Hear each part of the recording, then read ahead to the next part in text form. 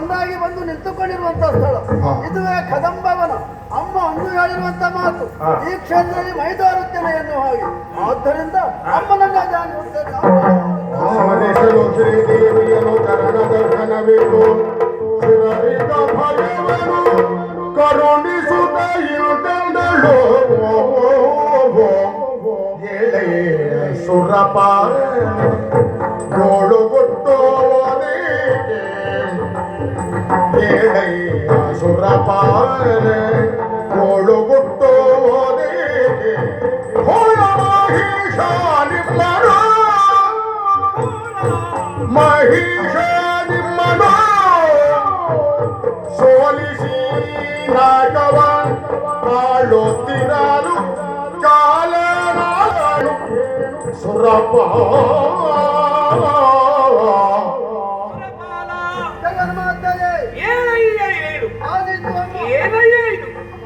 ಅಂದು ದುರುಳನಾದ ಮಹಿಷಾಸುರನನ್ನು ತರುವುದರ ಮೂಲಕವಾಗಿ ಮತ್ತೆ ದೇವಲೋಕವನ್ನ ಒದಗಿಸಿಕೊಟ್ಟವಳು ನಾನು.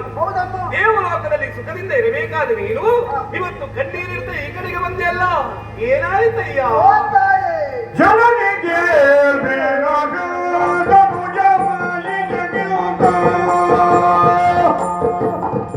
ಜನನಿಗೆ ಭಿನ್ನಗ ಮಹೇಶಗಿಂತ ಘನಪರಾಕ್ರಮಿ ಶುಂಭನೋ ಘನಪರಾಕ್ರಮಿ ಶುಂಭನೋ ಅನುವರದೊಳಗೆ ನಮ್ಮೆಲ್ಲರ ತೋರಿಸಿ ನಾಗವನು ಆಲಿಸುವ ಕಲನವನು ಜನನಿ. ಪವಿತ್ರವಾದ ಪಾದಕ್ಕೆ ಮತ್ತೆ ಪ್ರಣೀತನಾಗುತ್ತಾ ಇದ್ದೇನೆ ತಾಯಿ.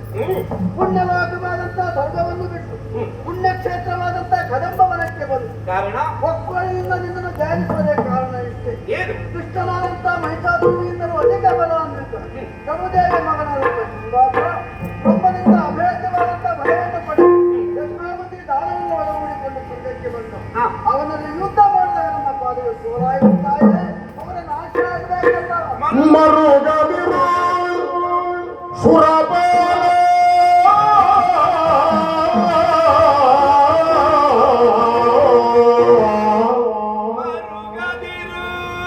ಸುರಪಾಲ ಧೈರ್ಯರ ಕಿರಿದು ಸಮಯದೇ ಕರೆದು ಕೊಡುವೆಯ ಧೈರ್ಯರ ತೊರೆದು ಬರುವೆನು ಕಿರಿದು ಸಮಯದಿ ಮರೆಯ ಮಾತಲ್ಲೆರುದೆ ಅಭಯವದು